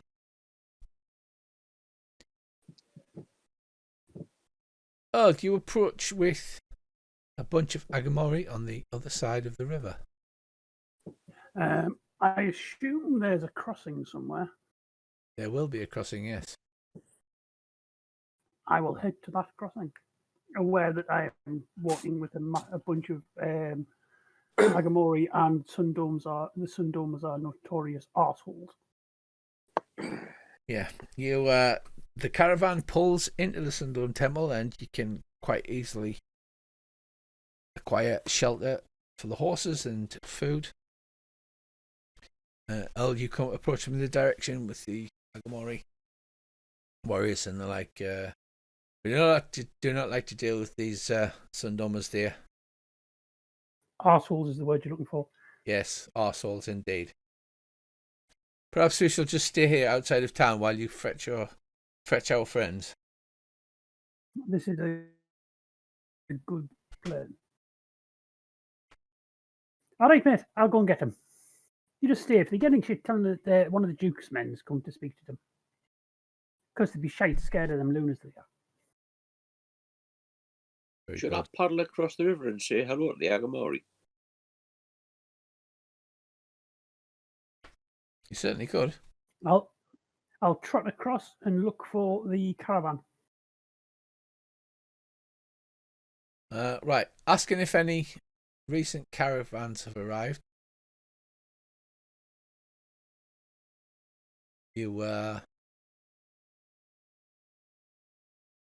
directed to the large stables on the very outskirts of town next to the gate by some of the bronze-garbed sundomers standing to attention in the hot sun. It seems to be a bit of a matter of pride that they can stand there armoured up for many hours at a time.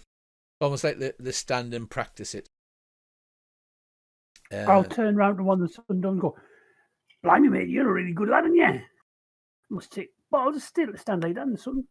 They've got like the little trimmed beards, blonde hair, bronze skin, rippling with muscles. They look like Greek hoplites for all intents and purposes. You could fry eggs on his helmet. Certainly could. Right, Yelm provides. It's a test of Yelm to stand under the rays of the sun and have his magnificence beamed down upon you. go carefully, I'm blind.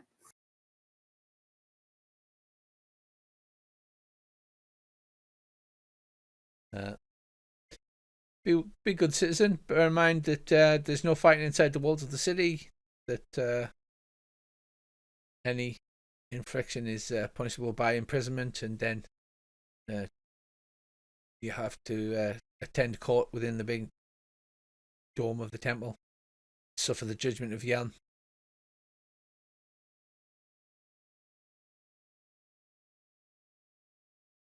And then he waves it through. Unless, are you going to stand there and be even more cocky?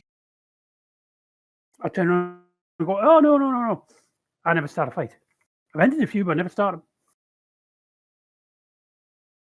And God, you lads are impressive. I wouldn't dare."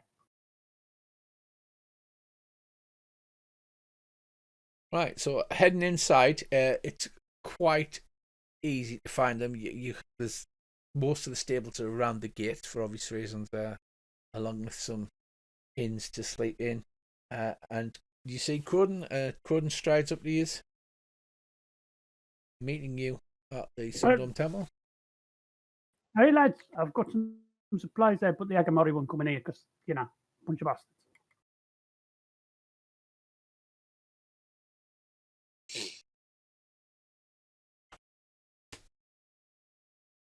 Silence. Hello, Gordon. They were a pretty good bunch of lads. We've got a fair bit of old stuff on the way up, like. Croydon, old mate. Good to see you. Sorry, I had my mouth full at the time there. Yeah, his mouth full of Newton tail sandwich. Delicious. Yeah, we've got some supplies in that, like, but we'll probably need to get more. On top of that, the stuff I've got's like going to last a long time, so we'll probably want to get like day-to-day stuff. These have got loads of agriculture, so maybe they do hardtack. Yeah, Duke Rouse had arranged to collect. So there's a prepaid bunch of supplies here for you to collect. Also, Earl, you are being accompanied by Beatus Sharpdeed, the trader, and a local of Balazar called Naren Kinscold. So you're accompanied by those two, and we weren't 100% sure who would wear the harness to keep the eggs warm. You're also accompanied by the rune priest from the Fort Derali Godspeaker. He will happily wear the vest if you so prefer. Yes. If I wear the nest, what's going to happen? It's going to hatch. They're going to think I'm the mama. I'm going to end up with a load of rocks. Nobody wants me to have a load of rocks out of there. Or condos. But let's face it, they like rocks. But that's hard, obviously, because rocks are quite hard. And if I end up wearing it, there'll be a late night omelette incident. If you end up wearing it, you'd be dragging them around the dirt. Exactly. So I think we made the right decision there, boys. Or by we, I mean you. But,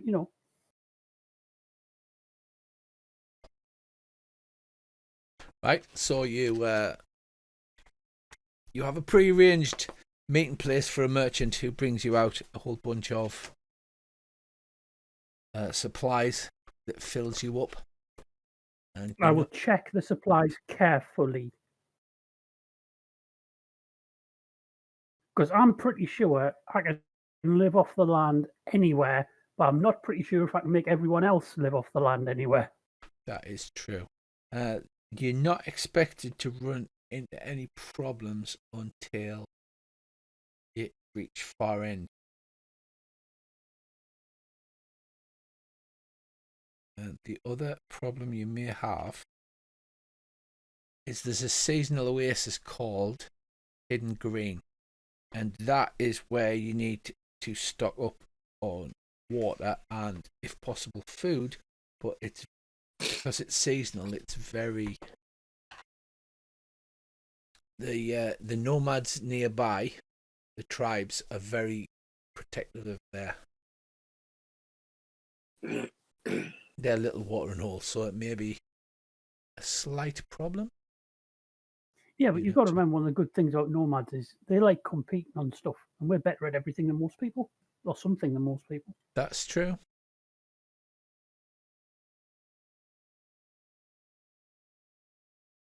So, you meet up with the merchant.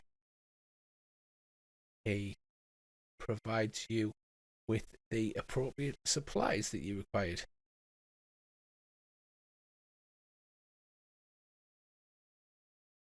Okay, in that case, we will, I think, spend the night here, get the supplies from the Agamori and move them onto the caravan, and get as much rest as possible. And quite literally, I am going to try to find every possible way to stash long, like salted beef, bacon, anything that's long term. I'm going to get as much of it as possible, and then just spend the Duke's money on giving us even more supplies than we can possibly need. Well, you are filling you each have a riding zebra and a spare zebra to carry food and fodder. Yeah, so he has contracted the merchant to basically fill all of the mounts. So that is going to be the problem. Is you are going to start running out of food once you get out of far end. Well, the good thing is zebras are delicious. That is true. And if we're prepared to camp somewhere for 24 hours, I can do you quite a good deal on zebra jerky. Well, we could just, basically bring fodder for the animals and hunt for ourselves. Or we could just eat the animals. Yeah, but what we're going to eat when we're coming back?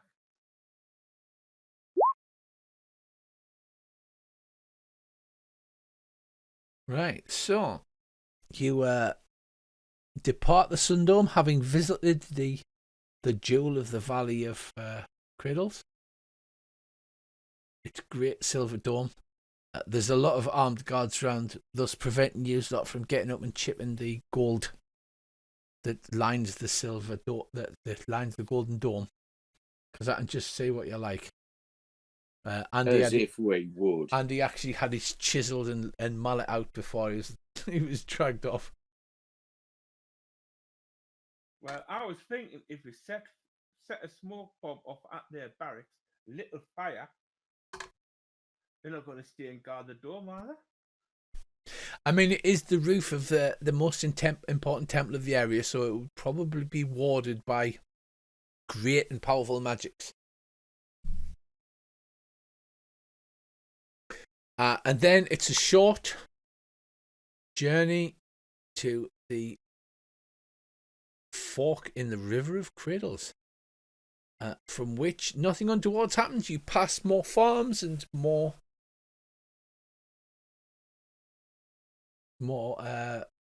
civilized lands. Literally at every, if we eat something and there's a farm nearby, we're replacing it and we're paying good money for long-term supplies. So anything that's salted or is going to last a while, we'll pay good money for it. Remember, guys, this all goes down on expenses. Oh yeah. Yeah, so you can stop and haggle with the farmers if you like. Yeah. that is not a problem, as you buy what grain they can spare for both yourself and the horses, because the worst thing you can do is survive on porridge. And then you head up. In 1960, you head up into the mountains. You see the great sweeping mountain range to the north, over the top of the foothills, and you approach Far End. Far End is a semi-permanent tent village of some 200 or more nomads. It seems to be where the local farmers and the hill nomads come together to trade. It's not often that people will do that unless they are desperate, and it seems to have an informal peace treaty.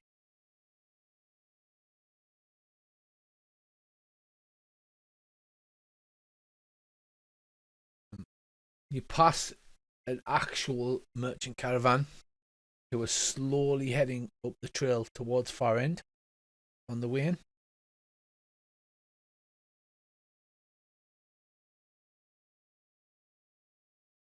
Ooh. Oh, we've probably A got small enough caravan of supplies. oxen and wagon. Oxen. That'll make a change from zebra.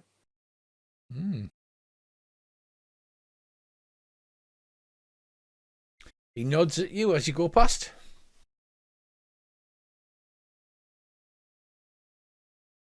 I'll nod back at him. Yeah, I'm not back. Right, okay. Well, if you say nothing, you happily ride ahead and arrive at the impromptu village of tents. Imagine the towns that were being built at the start of the gold rush before they got the buildings up. That's kind of the affair here. And it's quite unusual to see a merchant caravan who slowly comes in, being led by oxen.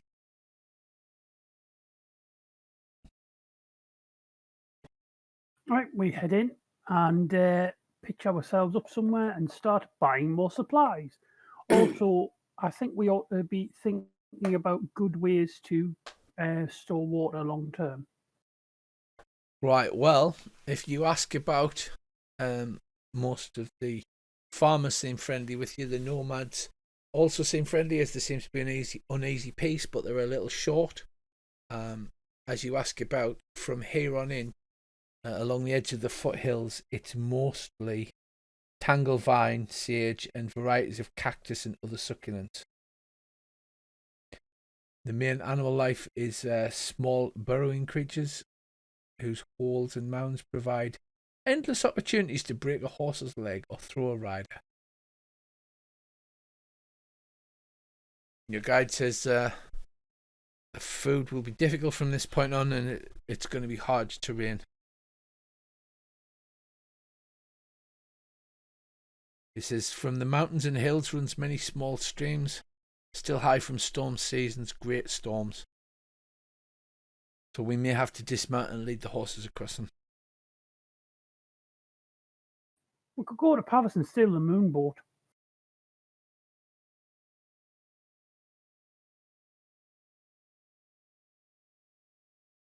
Sorry, just putting that out there. Yeah. But it does need to be within a glow line to fly. I have no idea what that is, but I second that plan.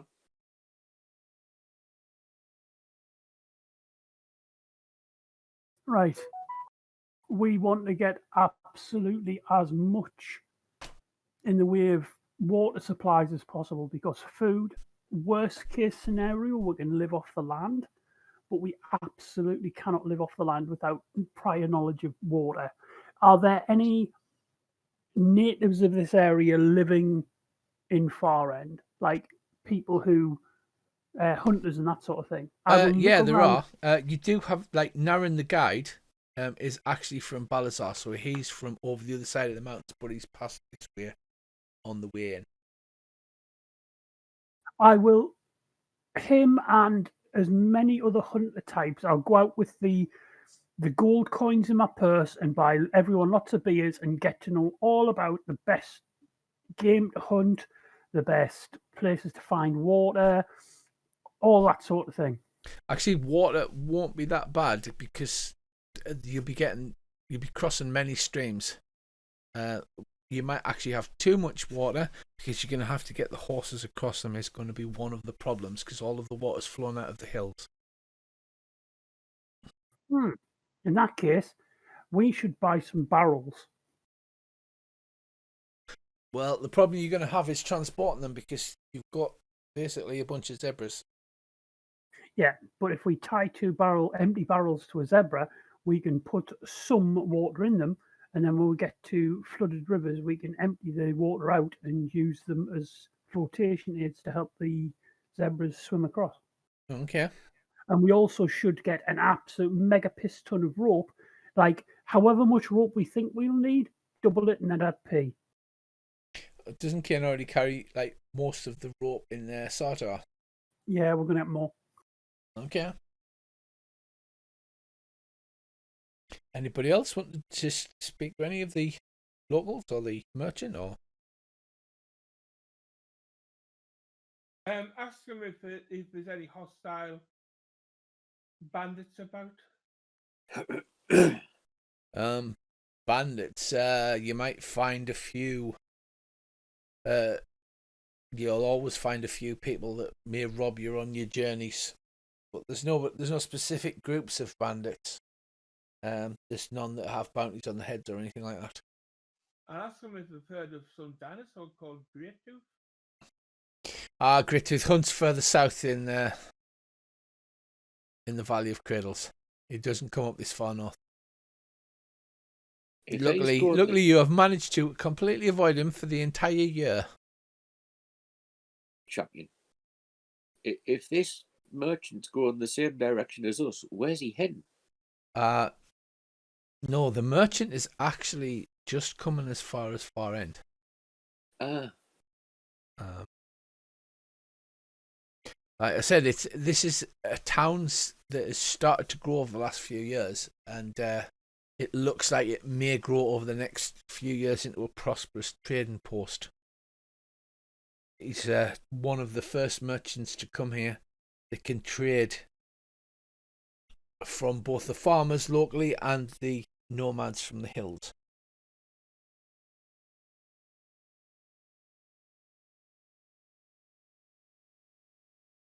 So you get a couple of barrels and you outfit with as much rope and food as possible. And then as you prepare to set out along the foot of the hills, eating cactuses and small moles for the next 14 days or so. Lovely. I think we should call tonight's game to a halt.